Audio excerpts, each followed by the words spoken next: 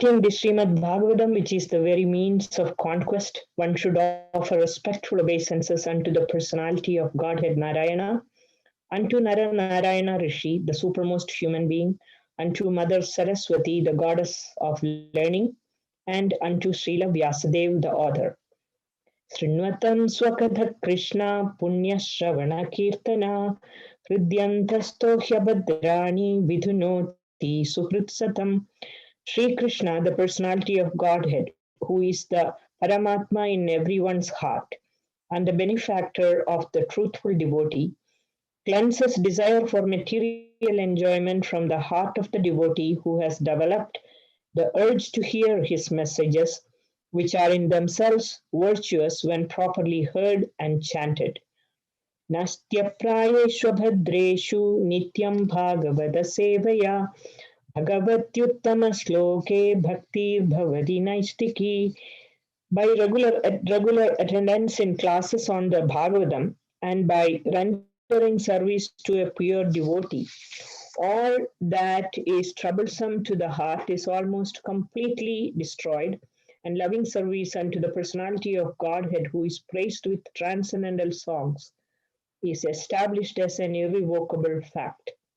Om Atnanatimirandasya Dhananjanashalakaya Chakshurunmilitam Yena Tasmai Shri Gurave Namaha. I was born in the darkness of ignorance, and my spiritual master opened my eyes with the torch of knowledge.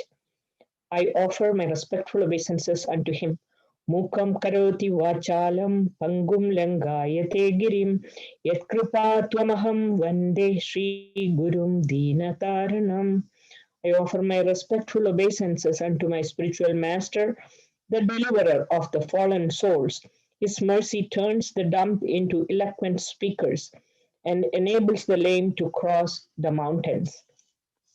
So today, thank you very much for being here. Today we are reading the last verse of chapter 11, Canto 1. 111:39. So this chapter is closing here. Chapter title was Lord Krishna's entrance into Dwarka.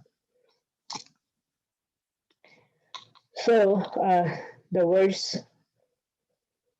Tam menide abala mudha strainam chanu vratam raha apramana vidho bhartur ishwaram matayo yatha tam menide abala mudha strainam chanu vratam raha apramana vidho bhartur ishwaram matayo yatha.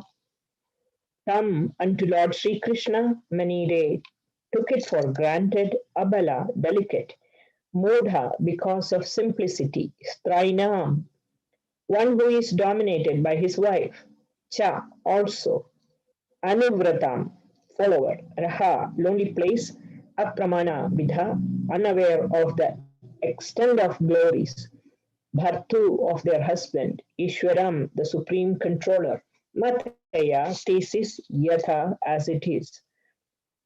The translation: the simple and delicate women truly thought that Lord Sri Krishna, their beloved husband, followed them and was dominated by them. They were unaware of the extent of the glories of their husband, as the atheists are unaware of him as the supreme controller. Purport by His Divine Grace Srila Prabhupada. Even the transcendental wives of Lord Sri Krishna did not know completely the unfathomable glories of the Lord. This ignorance is not mundane because there is some action of the internal potency of the Lord in the exchange of feelings between him and his eternal associates. The Lord exchanges transcendental relations in 5 ways: as proprietor, master, friend, son, and lover. And in each of these pastimes, he plays fully by the potency of Yogamaya, the internal potency. He plays exactly like an equal friend with the cowherd boys, or even with friends like Arjuna. He plays exactly like a son in the presence of Yashoda Mata. He plays exactly like a lover in the presence of the cowherd damsels, and he plays exactly like a husband in the presence of the queens of Dwarka. Such devotees of the Lord never think of the Lord as the supreme, but think of him exactly as a common friend, a pet son, or a lover or husband, very much dear to heart and soul. That is the relation between the Lord and his transcendental devotees, who act as his associates in the spiritual sky where there are innumerable Vaikuntha planets. When the Lord descends, he does so along with his entourage to display a complete picture of the transcendental world, where pure love and devotion for the Lord prevail without any mundane tinge of lording it over the creation of the Lord. Such devotees of the Lord are all liberated souls, perfect representations of the marginal or internal potency, in complete negation of the influence of the external potency. The wives of the Lord Krishna were made to forget the innumerable glories of the Lord by the internal potency so that there might not be any flow of exchange. And they took it for granted that the Lord was a henpecked husband, always following them in lonely places. In other words, even the personal associates of the Lord do not know him perfectly well.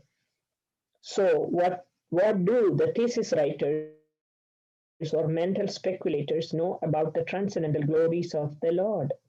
The mental speculators present different theses as to his being the causes of the creation, the ingredients of the creation, or the material and efficient cause of the creation, etc. But all this is but partial knowledge about the Lord. Factually, they are as ignorant as the common man. The Lord can be known by the mercy of the Lord only, and by no other means. But since the dealings of the Lord with his wives are based on the pure transcendental love and devotion, the wives are all on the transcendental plane without material contamination. I would reiterate again two lines here, two or three. Prabhupada writes, um, this ignorance is not mundane because there is some action of the internal potency of the Lord. And he concludes also saying, this, since the dealings of the Lord with his wives are based on pure transcendental love and devotion, wives are all on the transcendental plane without material contamination. Om Jnanatimirandasya Jnananjana Shalakaya Chakshur Unmilitam Yena Tasmai Shri Gurave Namaha. So I chose the topic for today as the transcendental nature of the queens of Dwarka.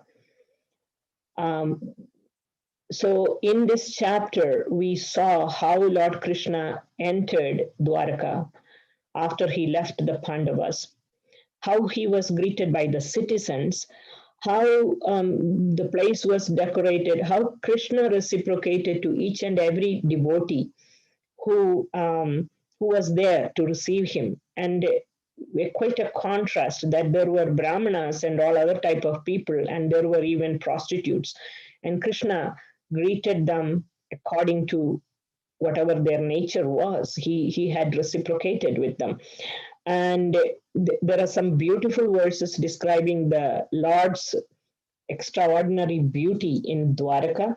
And there was a key verse in there somewhere, I think it was verse number 9, where it was said that whenever you go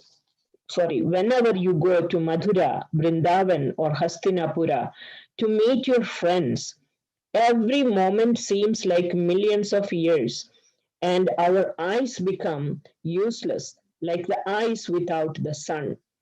So, Madhun, Madhun in that verse, um, it means actually Braja. It is not it is not just Madhura, because it's very key to understand Krishna's pastimes that by that time Krishna had already transported all his friends and relatives from mysteriously, he has transported them from Mathura to um, Dwaraka. And so here it says he was visiting Madhus, and there were no Madhus there. And so naturally, which means he went to Vrindavan to visit the Brajabasis. So, so like this, it is referenced in so many scriptures like Padma Purana, how periodically Krishna did visit Vrindavan, even though he had moved to Dwarka. So towards the end of this chapter, in the past few classes, the devotees were describing the transcendental nature of Krishna, and I chose to today's topic as the transcendental nature of the queens of Dwaraka for a specific reason, because they are not ordinary people. They did not just accidentally treat Krishna as a henpecked husband. There was a reason why. And Prabhupada points that out in those two sentences that I read again, that due to the action of the internal energy, that is Yogamaya, because of that action of Yogamaya, all this was playing out in a certain way. And Prabhupada also mentioned that the Lord plays exactly like a friend or a son or lover or husband. When he plays that, he's a perfect actor. And when he does that, he does perfectly. Similarly, those devotees with whom he is interacting in these various capacities, they also interact with him perfectly. And they don't see him as God. They don't remember who they were in other pastimes. And Yogamaya arranges this perfectly. This is so good to understand this. So these, Prabhupada also says, these devotees are liberated souls, perfect representatives of marginal potency or internal potency. So there are some who are marginal potency and some are internal potency. And naturally, the queens are part of the internal potency. So, and it is Prabhupada is writing, whoever it is that is playing those parts, they are in complete negation of the influence of the external potency. So that means they are not ordinary people. So there is no flow in the exchange of love. So if Krishna is acting like a husband, the devotees who are there as his wives, they see him only as a husband, he sees them only as a wife. So everything is so perfectly arranged. And so they are always on the transcendental plane because they are not of material nature. Now I'll go to a little description about the Dwaraka's queens. And we have heard in many classes that these queens are expansions of the gopis. So Yogamaya energy of Krishna, she acts always like a producer and director of Krishna's pastimes. And Krishna is the perfect actor. And Yogamaya constantly manages all these services in her own unique way. And for every drama that is getting enacted, there is a script, there is a cast, there is a scene, and there are locations, there are arrangement of the people, and so like this, every single thing is perfectly arranged by Yogamaya.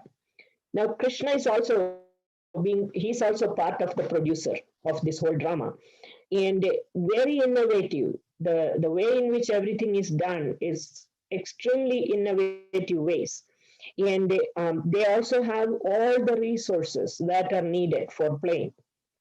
So there is nothing that is beyond the means of Yogamaya. She can replicate personalities. She can place them in the right environment. She can transport them. She can make them appear. She can make them disappear. She can make them appear in both in the spiritual realm and in the material realm simultaneously. So that the glory of Yoga Maya and how Krishna also being part of this whole drama, he's the center of the drama. It's all played out perfectly in different stages simultaneously or not, and they can do all these things in various places at the same time. This is something which is impossible to understand by human mind. So coming back to Dwaraka's queens, so in Chaitanya Charitamrita, there is a reference.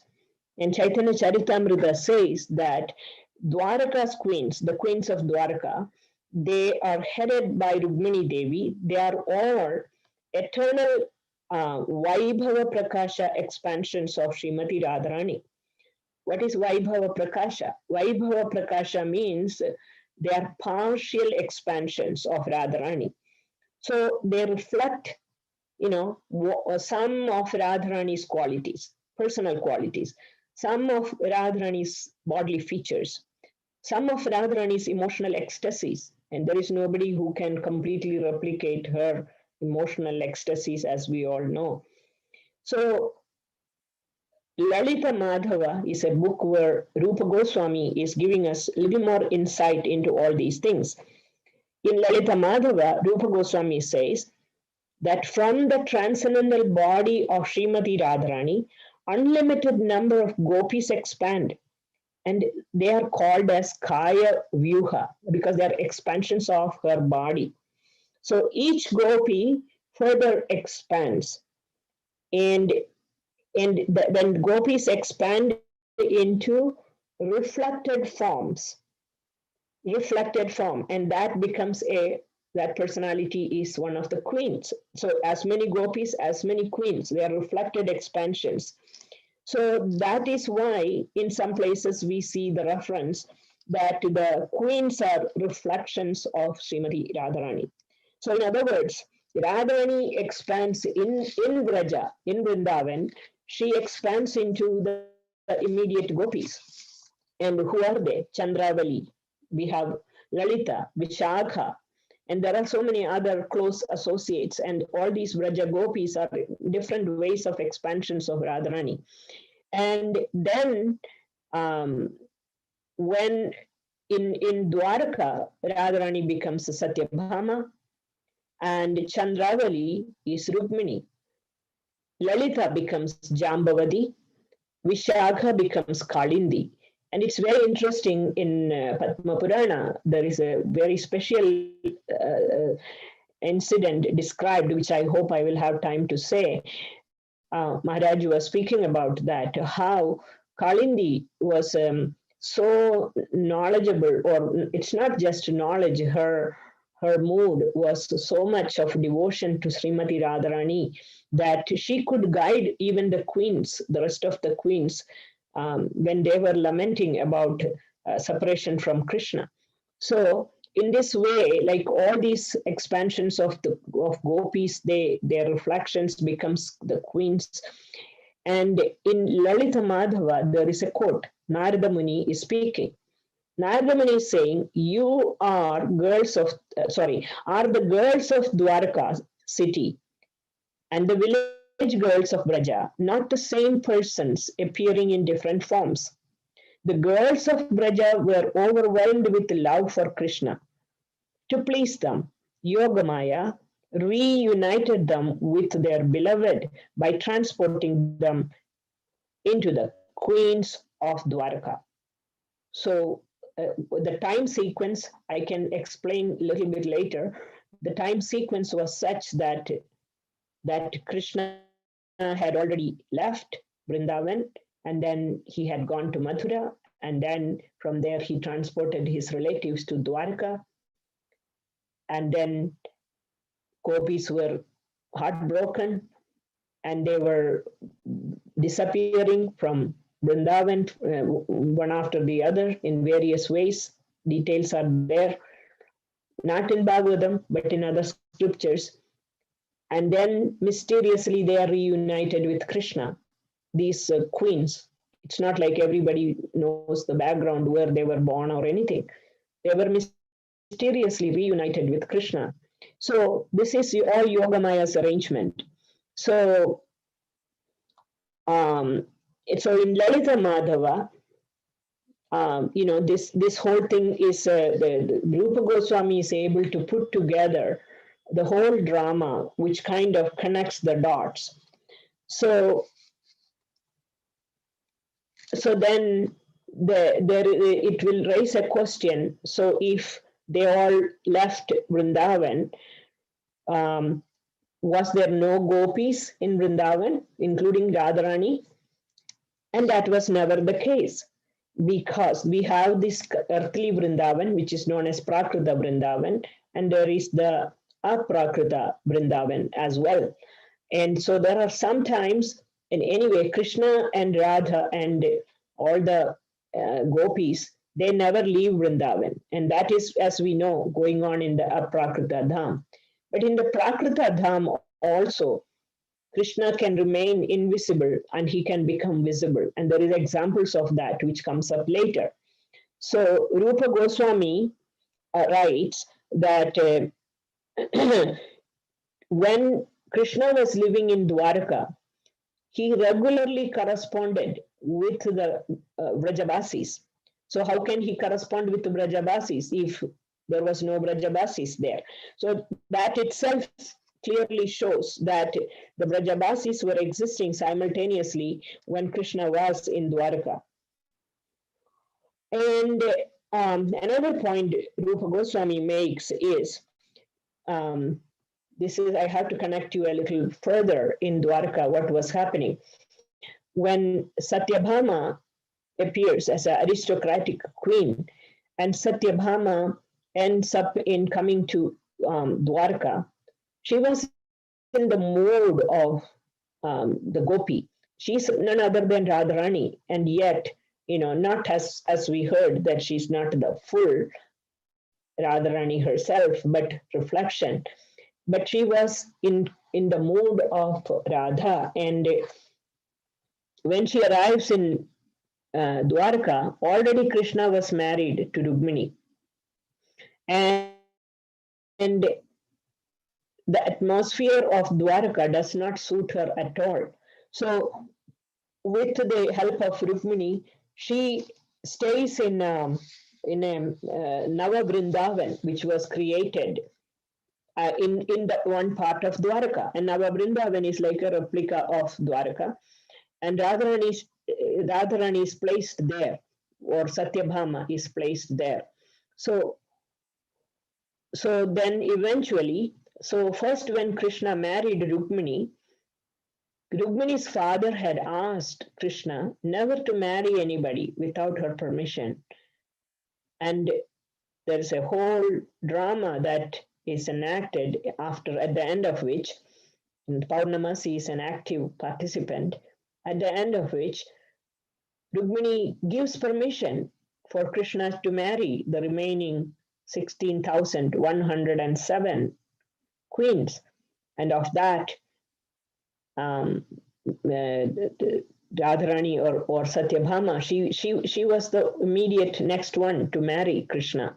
So at that time, Krishna was so happy, and he will ask Radharani, if there is any desire that you have, I would like to fulfill.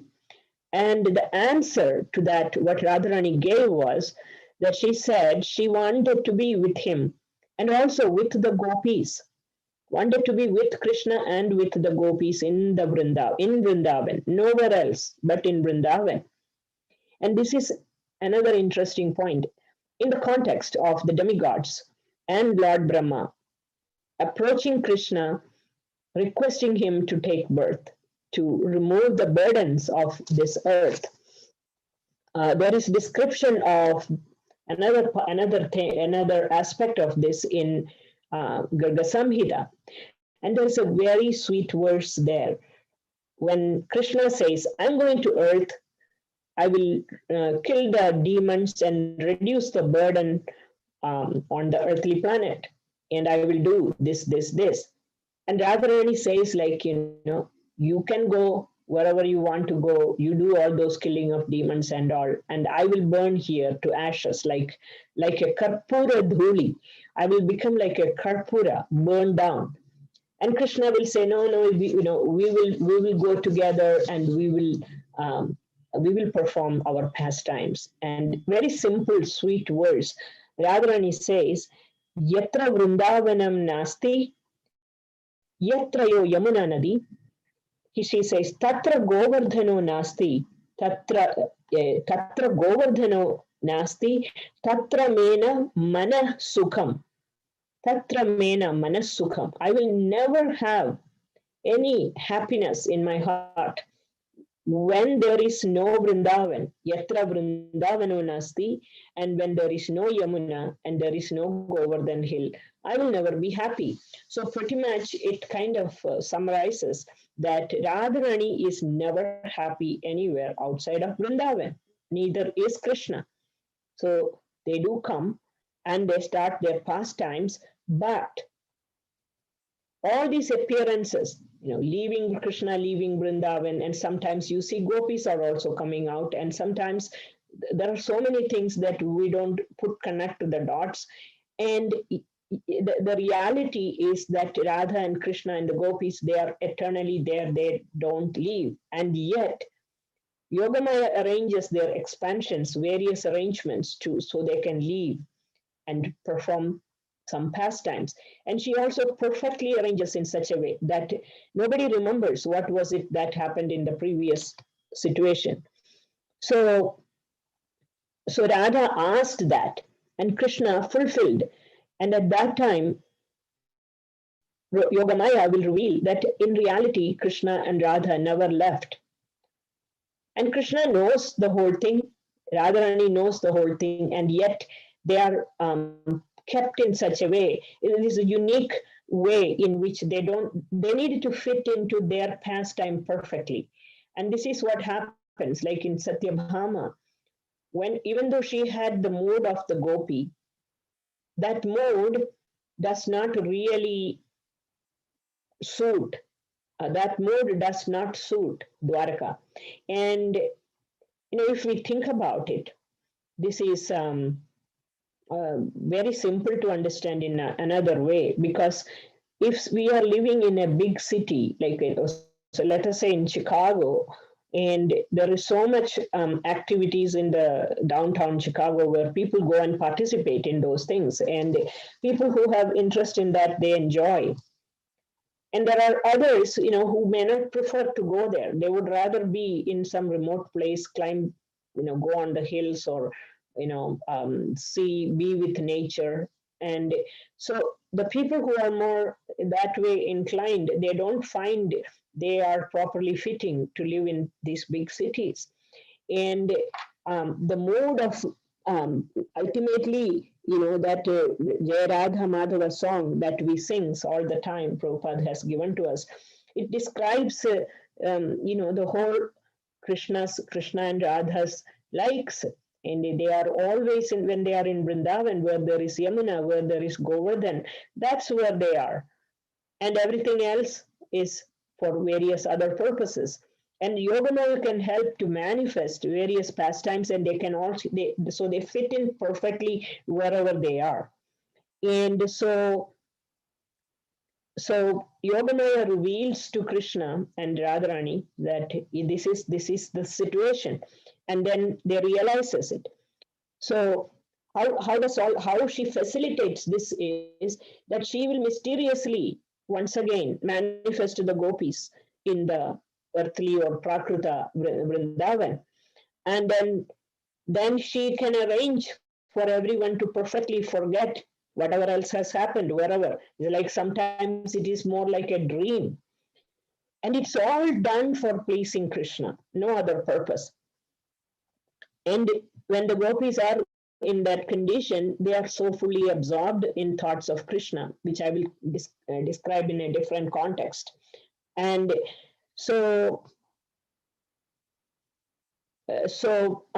we can say that, from Rupa Goswami's writings, so the married love that is experienced by these expansions of gopis. That is the Swakiya Bhava. And because it is a married relationship, it prevented the gopis from displaying their true qualities.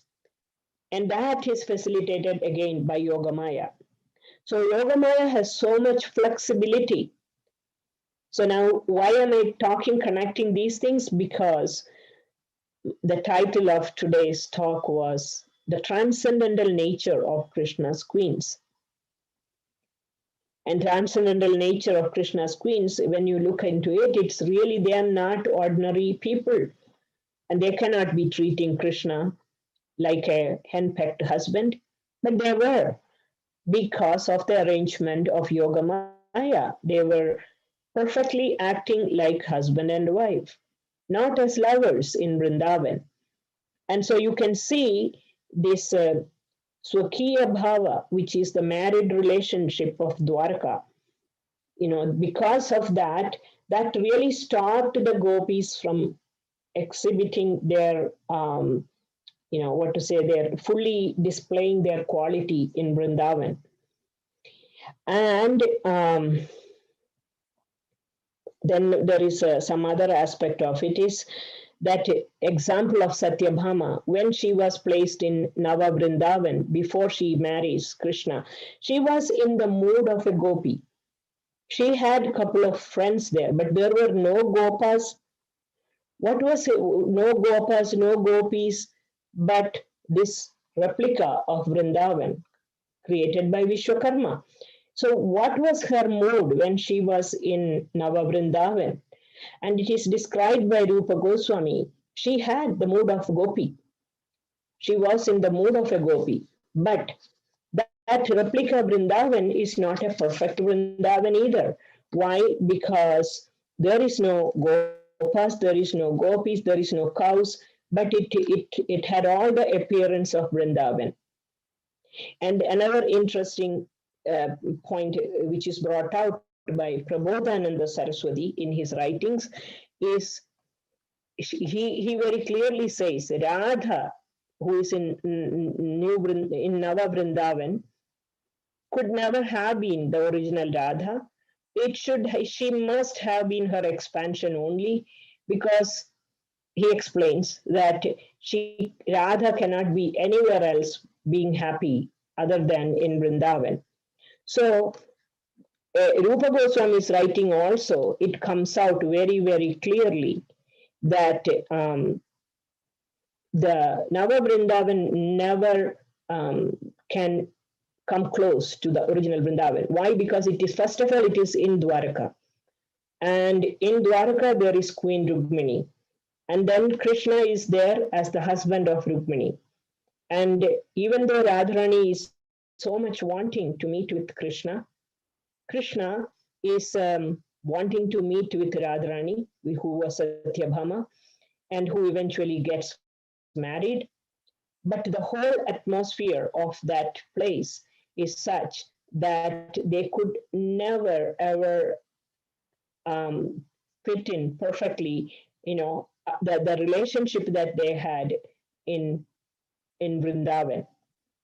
So there are so many things that Rupa Goswami writes that it is like a temporary, Radharani is like a temporary expansion. And when she marries and becomes a queen of Dwarka, she's really perfectly queen of Dwarka. And there are so many instances we know how Satyabhama accompanied Krishna in many of his trips, even to the heavenly planets, and the Narakasura Vadha, who is actually Narakasura was the son of Krishna and Bhumi. And Satyabhama was there with Krishna in that in his chariot when Krishna went to kill Narakasura. And then comes the question of Kurukshetra. What about the Vrajabasis who visited Kurukshetra when Krishna went there in the pretext of that solar eclipse? And then again, Rupa Goswami's writings points out that it's not like the real original Vrajabasis just left Vrindavan and came. It is a replica or a expansion. Now I will conclude this with some very wonderful thoughts with regard to the mood of these the Dwarka, the queens of Dwarka, how much they appreciated Radharani. And they are forgetting that they are her own Kaya Vyuhas, and they appreciated Radharani. So there is at one point of time, after these 100 years of separation from Krishna, the gopis of Vrindavan are making a trip to Dwarka. And this is Radharani is carried in a palanquin, and all the gopis, they are all walking. And that's a long distance walk. And they were going on the pretext of a pilgrimage to a place called Siddhashram. That is in Gujarat. I have been there, and there is a pond there called Gopi Talab, where the gopis' body melted and became part of that clay, and in there. And so they went to this place, Siddhashram. It's a very wonderful place of pilgrimage. And Radharani's entourage, everybody landed there, and Radharani went to take bath. And meanwhile, Krishna was thinking mentally. He is following every move that Radharani is making. Every move that Radharani is making, he's following it. This. And he could see in his mind, and as we all know, when he's sitting in Dwarka, he's constantly thinking of the gopis. And so when Radharani and their troop arrived there, Krishna already made a decision that he is going to make a pilgrimage to that place, with accompanied by all the queens, including Rukmini, Satyabhama, everybody. So they all come there. By the time they reach there, they see this whole group of beautiful gopis surrounding this whole lake, where Radharani, they covered that whole place with like a cloth or something, so Radharani can privately take bath.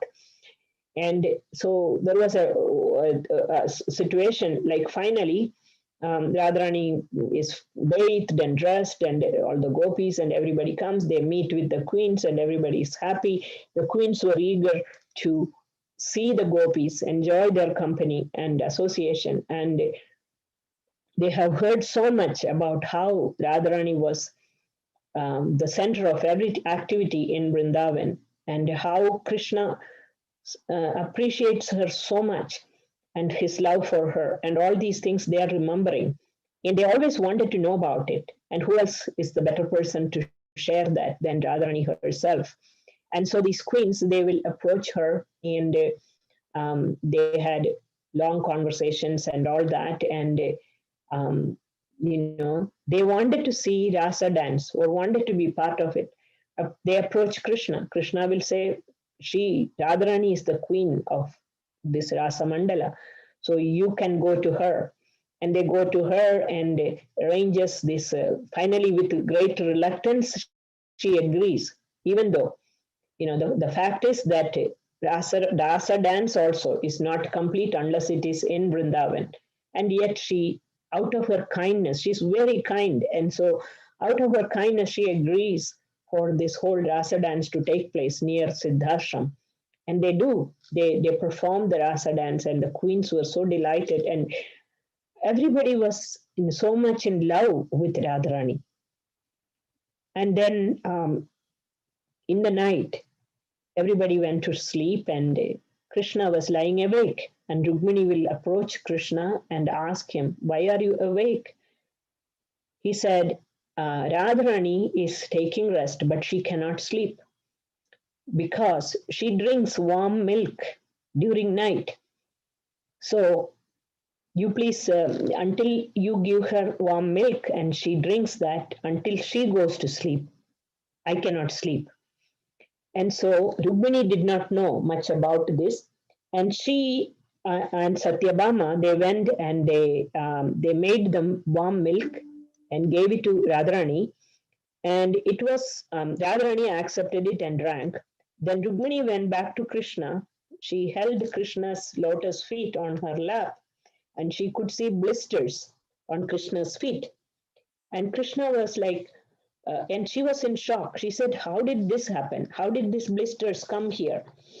And Krishna will say, when you served Radharani with the milk, it was very hot. And she didn't object. She just drank it because out of courtesy. And when she drank the hot milk, my body burned. And so when Rukmini heard this, she was in shock. So then she realized that they are unable to recognize the real beauty and the good fortune of the gopis. At that moment, she realized that.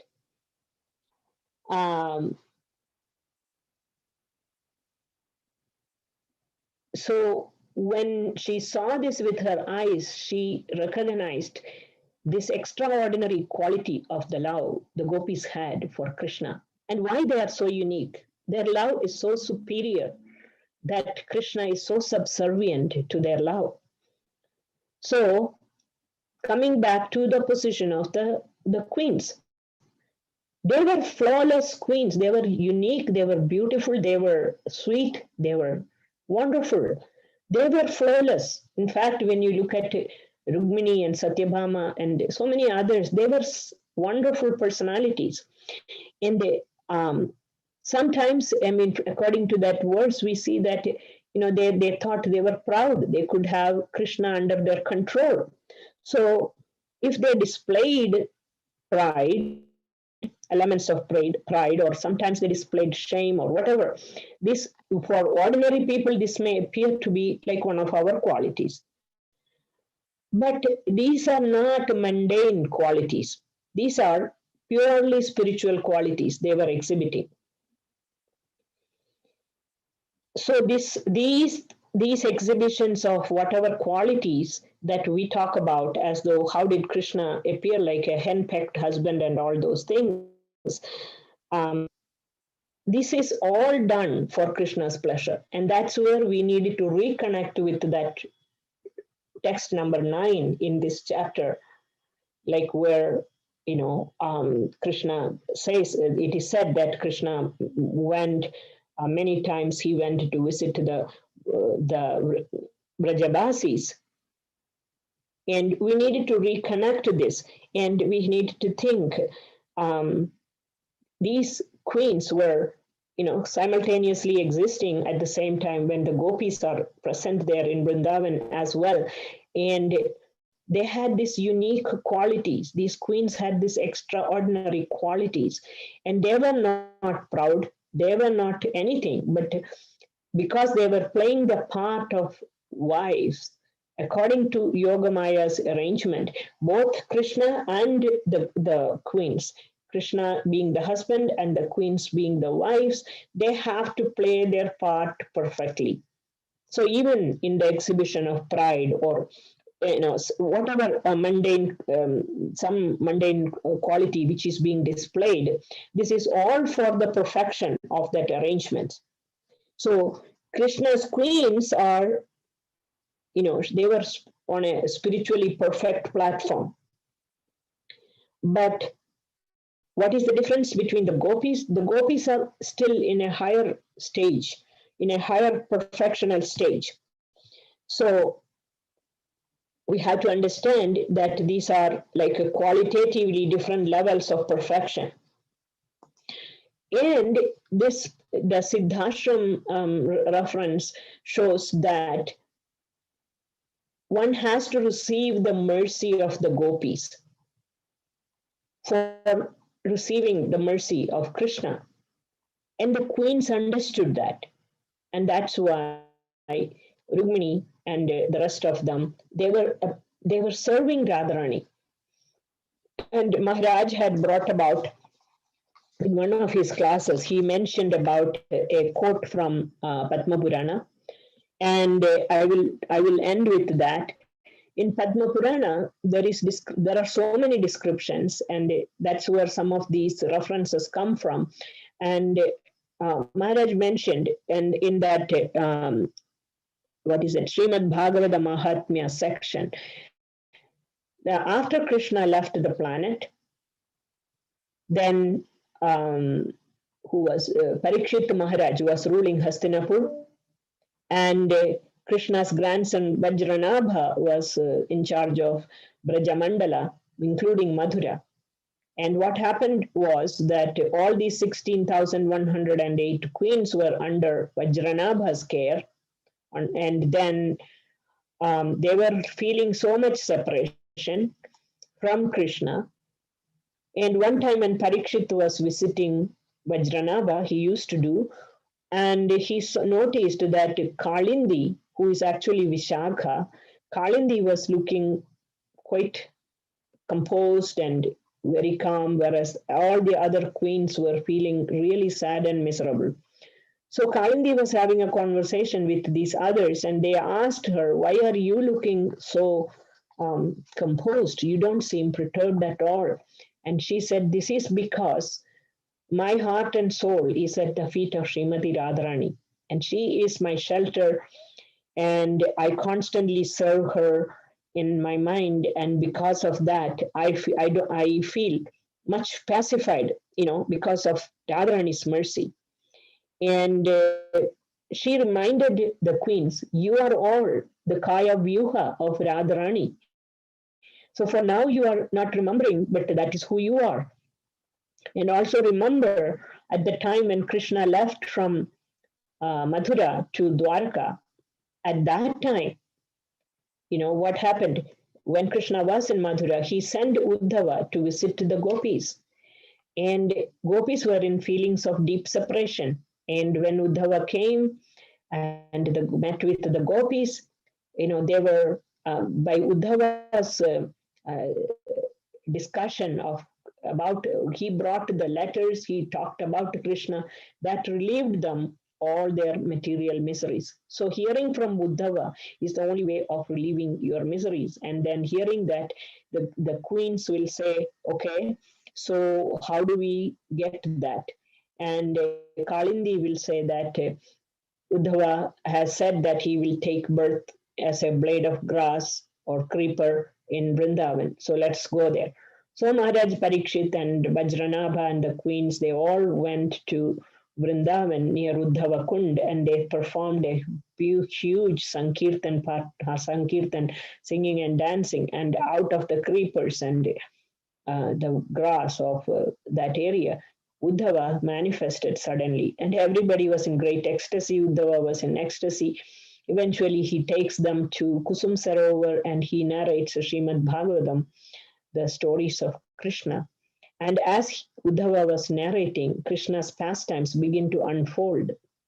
And when that became visible to all these personalities, not only the queens, but even some of the people who assembled there, Vajranabha could see he was sitting at the lotus feet of Krishna himself. And Parikshit was equally enlightened, and then all the queens could see themselves playing different parts in Krishna's pastimes. And it is said even to this day, Uddhava could manifest. And so then hearing from Uddhava these pastimes of Krishna,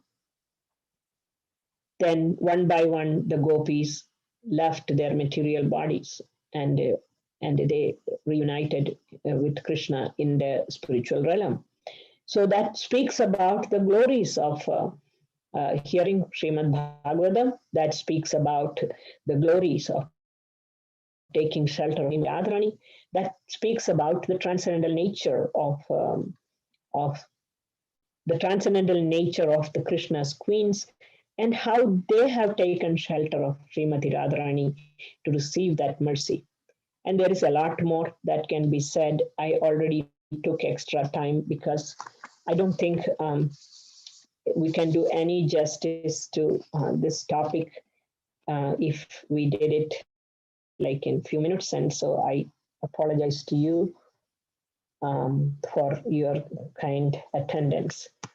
And if anybody has anything to add, comment, and embellish, please feel free to do that.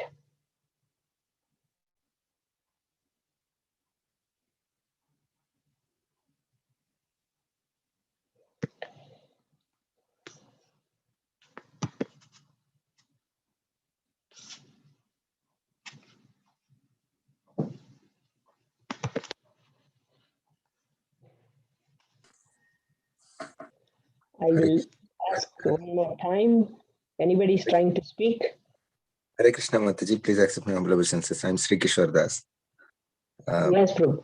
Yeah, it was such a beautiful, wonderful lecture, Mataji. I just wanted to appreciate the way you actually spoke from various scriptures. This is like a power pack early in the morning we all received. And I think we'll be able to stay in this consciousness for a very long time. You have taken us very deep into both Vrindavan and Dwaraka pastimes, Mataji. Thank you very much for that. Thanks a lot, Mataji. Hare Krishna. Thank you. Hare Krishna. Hari Bol, Mataji, Dandat Pranam. This is Panduranga Paldas. Mataji, yes, Prabhu. So wonderful class. Few points you mentioned, very, very enlivening. The interesting point you mentioned is, all these queens are expansions of gopis. First time I'm hearing so good, Mataji. Very happy to hear that analogy and that information. Very profound. Thank you, Mataji. I very appreciate of that. Thank you, before. I was thinking they're all rishis doing a lot of tapasya, but I never imagined that they were expansions of gopis. That was a very wonderful information. Thank you, Mataji. Thank you. They were not only the Kaya Vyuha of the gopis.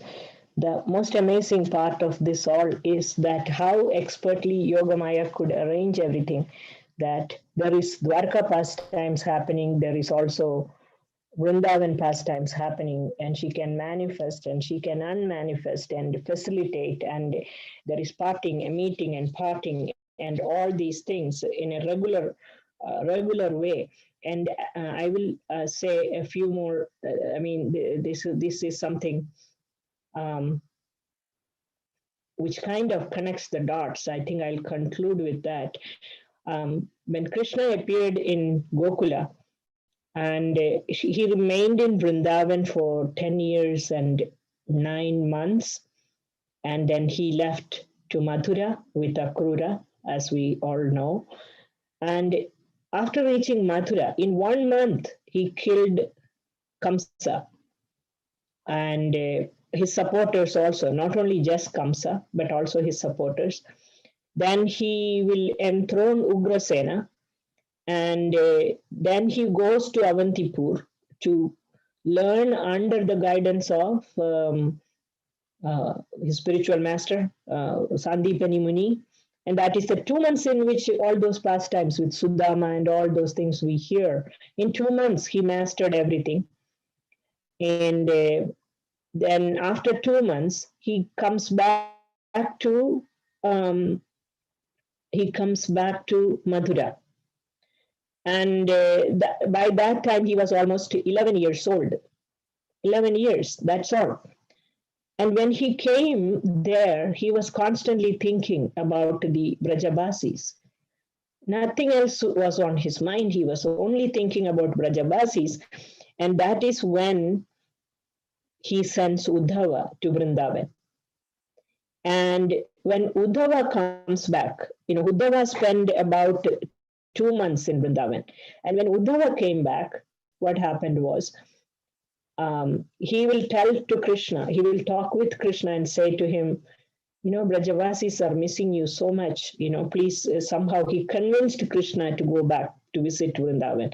So Krishna will go and he will spend a couple of months there. Then he immediately leaves Vrindavan, and the Brajavasis always, even though they are in deep feelings of separation, they knew Krishna is nearby, that is in Mathura. So it is said that he lived there for another 25 years, that is in Mathura. By the time he was almost 36 years. And what was those 25 years like? Almost every year, Jarasandha was coming to fight. I forgot, was it 21 times or something? Jarasandha, if Krishna lived there 25 years, almost every year, Jarasandha will bring his big army and they will be fighting. They are fighting. And so many soldiers on Jarasandha's side, all these demons, they were killed by Krishna. That's one of the reasons why Krishna, anyway, takes birth. And this is like an annual festival, attack on Madura. And then what happens is that Krishna was worried about the safety of both Brajabasis and also his relatives, and that's when he constructs Dwaraka, and he mysteriously transports all these people out of there to Dwaraka. It's not like you take a walk to Dwaraka. That's not what he did. He transported them. So that we can see in some science fiction movie or something. And that is when the gopis heard Krishna moved to a distant place and their heart broken. And you hear it in Rupa Goswami's writings and Lalita Madhava and all those things that gopis mysteriously disappeared.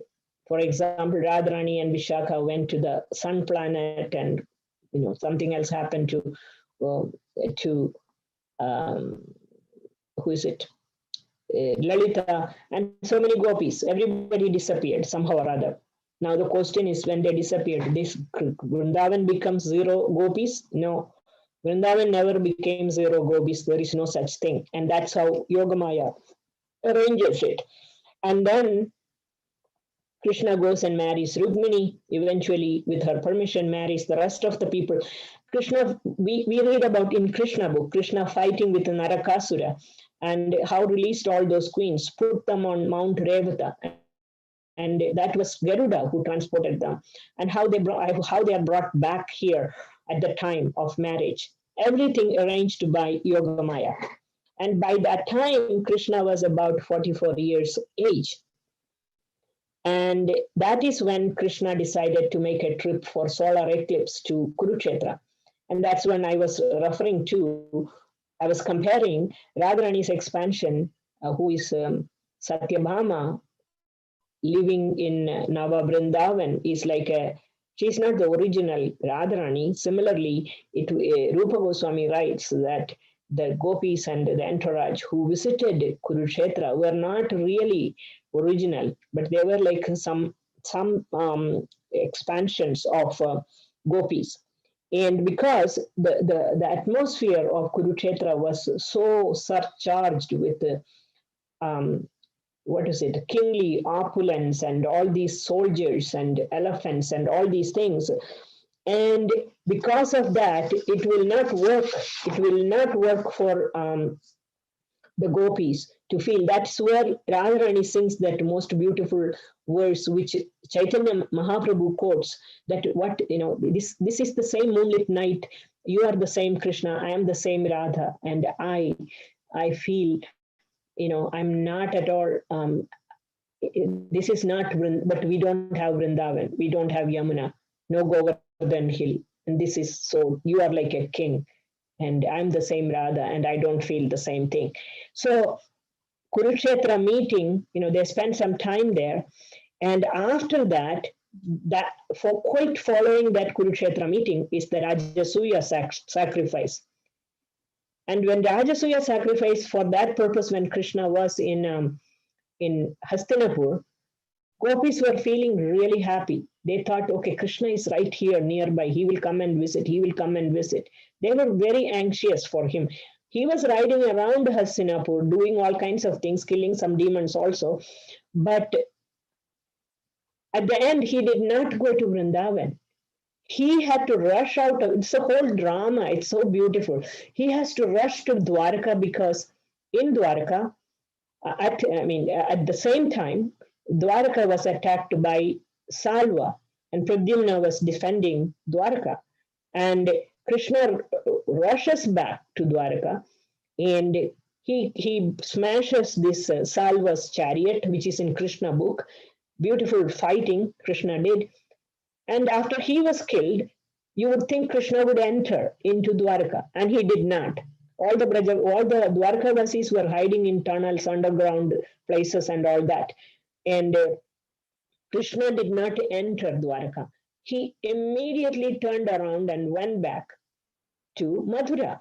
Why? Because he gets timely fashion. He gets the news that Dandavakra is now attacking attacking. And this interesting, this Dandavakra's attack is very, very critical point of time, because Dandavakra was, is introduced in that scene at the exact time Krishna finished his Salva's attack. And Dandavakra timed it in such a way that Krishna, either he has to stay back there or there will be nobody to defend Mathura at that time. But Krishna didn't bother. He came back, he killed Dandavakra, he got rid of all his weapons, he put on his cowherd dress and crossed to Yamuna, and he went into Vrindavan.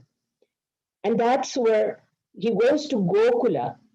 And in Gokula, Yogamaya's energy facilitates Krishna's marriage. And this is Gopala Champu, where Krishna's marriage with the Swakiya gopis is beautifully explained. And the most amazing thing about it is on the other side, western side, is Vrindavan. And even after Krishna's marriage and everything, which is against our, it's not the Siddhanta that our acharyas talk about, but there is a place for that too, that there are Sukhiya mood existing in Gokula. And then upon the request of the gopis, Krishna takes them across to the other side of Yamuna, where there is Vrindavan, and there is no Sukhiya relationship there. It's only Parakiya relationship. So it's about 2 months' time. And this is very interesting that Krishna did go and come back out of Vrindavan. According to various references, there was another time when Krishna went there along with Subhadra and Balaram, and he visited Kamyavan along with all the gopis, all the queens one time. So various times Krishna had gone and come back. But this time, Krishna had already crossed his 50 years or whatever, 40 something. And but of course, he is eternally youthful. And in Krishna, after spending 2 months at that time, now you would think that he was married, and so he would be like a Sukhiya relationship. But eventually, it becomes Parakiya because nobody is happy being Sukhiya relationship in Vrindavan. And then eventually, he goes to the other side of Vrindavan, and as usual, by the time he had already given promise to his parents that I will never leave Vrindavan. And he never left also, for that matter. But he leaves, and yet he does not leave. So this time when he leaves, the gopis or the Vrajabasis in Vrindavan could always be with Krishna, because he was in his unmanifest form and he was also in his manifest form. They were completely absorbed in thoughts of him in his eternal abode. They were so much in touch with him that his unmanifest form was manifest to them. In other words, he kept his promise. And then he goes to Dwaraka at the same time. So by the time he reached the Dwaraka, after that is the time when the Pandavas went into exile, 13 years of exile or whatever. And then the Kurukshetra war happens. At that time, it is said that Krishna was around 57 years and Yudhishthira Maharaj was around 60 years. And at that time also, Krishna did visit Vrindavan, according to some references. And 100 years when he completed in Dwaraka, and that's the time the gopis took a walk out of Vrindavan, went all the way to Siddhashram to meet.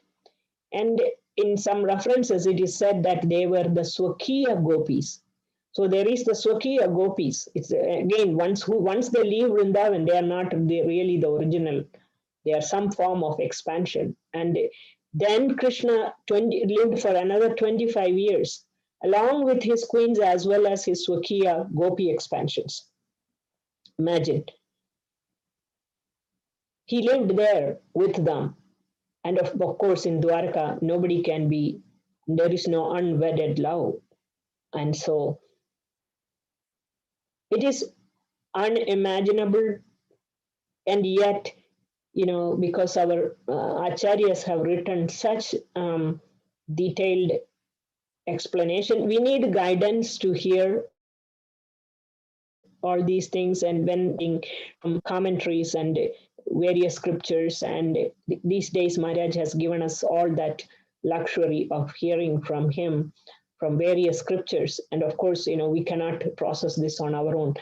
But when you connect the dots, a better picture emerge, a deeper appreciation for everything that is happening. And again, that again brings back to the point of like Jnane Prayasa Mudapasya Namanta Eva. It is not the knowledge which brings one closer to Krishna. It is only Krishna's mercy, and one cannot get Krishna's mercy unless we are approaching him in that real intense desire to be able to serve him, not even try to know him. I don't think anybody can know Krishna. At least, I mean, that's my thought on that. So, with that, anybody has any last comments? I am going to stop it. Okay. Thank you all very much. Hare Krishna. Thank you for giving me this opportunity to speak. We'll meet again. Hari Bol. Hare Krishna Mataji, we want to hear a wonderful, I don't know what can I say. We want to hear at least once a week, Mataji, honestly. You made our day. You made our day. I am so happy to hear from you all, and we should continue to hear from you all, because that is so much necessary. That is necessary. And as I mentioned in, I don't know which announcement, that we have some nice devotees moving into this area. We will once again restart, Krishna willing, we will restart our morning satsang, Bhagavatam, sitting and hearing at the temple. And I'm sure it will be so wonderful at that time. And hopefully Krishna is bringing that time closer to us. And this temple is for all of your pleasure. And that is where, there is, I don't believe in like big buildings, but the building is for this purpose. And I'm so happy that everybody is speaking, and I would still encourage everybody to speak. And that's what we will do in that building, first and foremost. Everybody can come together and chant. I know that Srikant Prabhu has made effort to do on the phone. Some ladies on the women's group are trying to do, but still there is no comparison to be there in the temple. We will have still, once it is built, we will have room to maintain social distancing and still chant and be participating in Mangala Arati. I'm talking about it now because we know big temples where Mangala Arati only there is Pujari and there is nobody else. I hope and pray that our temple won't become like that, and everybody can sit in the association of everyone. Even if social distanced, we will have space. That is the beauty of it. We will have space and everybody can go and participate. I look forward to those days. And thank you all for all your presence and support. Appreciate that. Thank you. Hare Krishna. I am supposed to end this. I don't know how I do that. Lingaraju Prabhu.